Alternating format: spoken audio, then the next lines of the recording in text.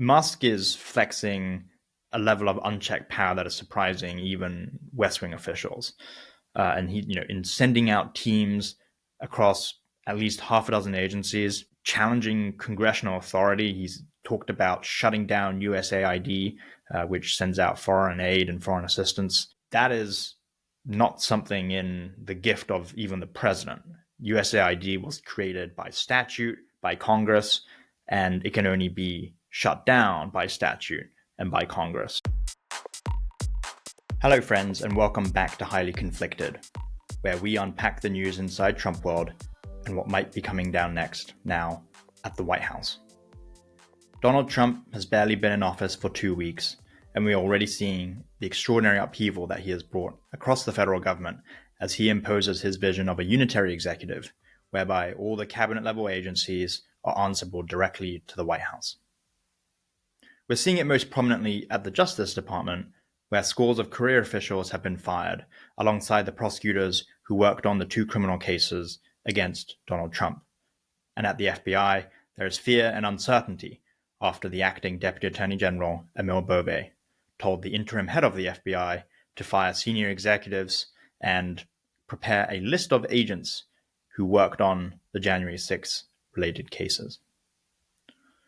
We have new reporting today, though, about what took place with the firings of the rest of Jack Smith, the special counsel's team, last week.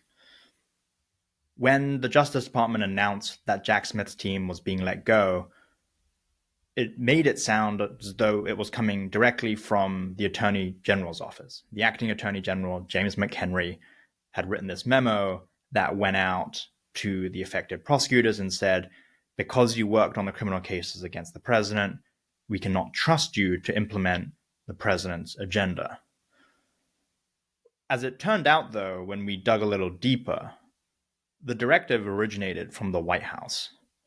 And we ultimately learned that it was Trump himself who had ordered the firings of the special counsel team in the Oval Office, according to people directly familiar with the directive.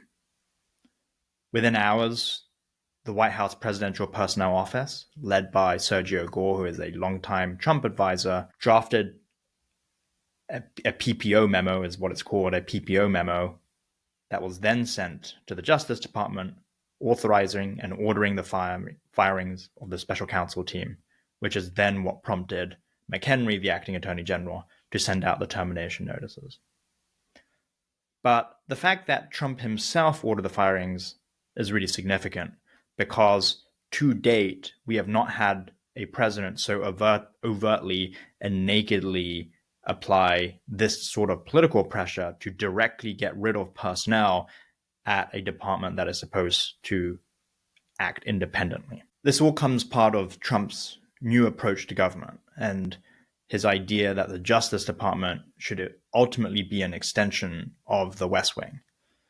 And this is the idea that came together on the campaign trail among his senior advisors and is effectively being implemented right now. The idea is that once all the career non-political officials at the Justice Department and the FBI and these other agencies are removed, Trump can then insert people who are loyal to him personally in those spaces. And they could end up serving through the rest of his term for decades, if not longer. And this plan to fire career officials at the Justice Department has been a long time coming. And it's also going to have massive reverberations. The way that these officials have been targeted have been pretty systematic. We started with the senior career officials at the Justice Department in ODAG, the Deputy Attorney General's office. And it included people like Brad Weinsheimer, who was the senior non-political official in that office. I was thinking about why Brad Weinsheimer might have been targeted, and then it struck me that Weinsheimer had the misfortune to have been one of the people that Donald Trump's legal team met with during the classified documents investigation, when they tried and failed to get a meeting with the Attorney General in order to stave off criminal charges. Although they were denied the meeting with the Attorney General at the time, Merrick Garland, Trump's lawyers ended up meeting with the special counsel Jack Smith himself and Weinsheimer in an attempt to prevent any indictments from coming out either in Washington or in the Southern District of Florida. They were obviously unsuccessful, and Weinsheimer has borne the responsibility, at least in some circles in Trump's orbit, for being part of the reason why criminal charges ultimately came down. And so really it should have been no surprise that Weinsheimer was top of the list of people in senior leadership positions at the DOJ to be let go.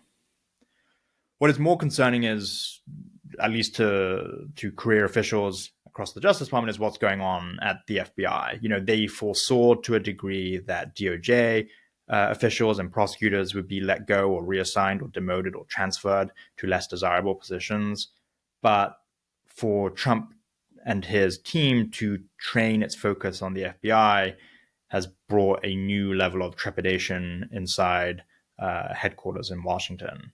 And that's because the FBI traditionally has been the most conservative part of the federal government. I mean, these are through and through law enforcement agents who get assigned to work these cases. And there is not actually any other political appointee at the FBI apart from the director himself. Currently, it's being run by a guy called Brian Driscoll, who is seen to be pretty conservative, even by the FBI standards. And he came through the ranks of the FBI. He was once on the hostage rescue team. He's a veteran of the agency. And for him to have started sending out notices to all employees at the FBI saying, look, we're gonna protect you guys, and we're not going to just allow political appointees to come in and effectively just fire people they want to fire, I think was a notable moment in the Bureau's episode, and then the Bureau's moment in history as it tries to grapple with the situation unfolding inside the Justice Department. But at any rate, Brian Driscoll still has to comply with the directives from the Justice Department, which oversees the FBI, and he, over the weekend, told supervisors that they needed their agents to identify themselves and list out in a questionnaire what specific roles they had played on January 6th related cases. That list is then to be sent to the Justice Department by noon on Tuesday. So that's all going on at the FBI and DOJ, and it's coming at least in part from the White House. We're not clear about President Trump's involvement at the FBI and whether he is personally ordering firings there. We just don't have the reporting yet. But you also got to remember that this is coming at a time of extreme upheaval across the federal government as a whole, right? Elon Musk and his Doge team is the standout example of this. Musk is flexing a level of unchecked power that is surprising even West Wing officials. And he, in sending out teams across at least half a dozen agencies, challenging congressional authority. He's talked about shutting down USAID, which sends out foreign aid and foreign assistance. That is not something in the gift of even the president. USAID was created by statute, by Congress, and it can only be shut down by statute and by Congress. And in doing all of the things he is doing in terms of firing career officials for what he calls cost-cutting measures, that is almost certainly seen to be a breach of civil service protections that have been built in to ensure the government remains functioning in between administrations. And his rule through Doge has been swift as it has been brutal. Top officials at the Treasury Department and USAID who objected to the actions of Doge representatives were swiftly pushed aside. They were demoted or put on administrative leave. And Musk's efforts to shut down USAID have already started to reverberate around the globe. There is no precedent for a government official to have Elon Musk's level of authority and at the same time have the scale of the conflicts of interest that he has through his businesses. Musk is operating as a special government employee, which means he is not paid for his role, but he is part of the administration. And yet he does not have to give up his interests in SpaceX and Tesla, for instance. He remains the chief at those organizations. He remains in with his businesses, which gives an untold level of conflicts of interest, not just in the US because they contract with the federal government, but also abroad because they contract with countries like China.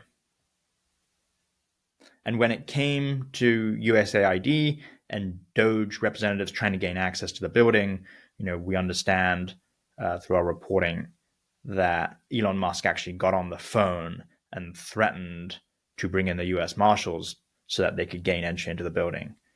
Another level of power that we have never seen any special government employee have, to have the authority and the ability to bring in the US Marshal Service, which effectively, spend most of the day enforcing judicial actions, is a next level of power, of unchecked power, that this administration is exercising across the board.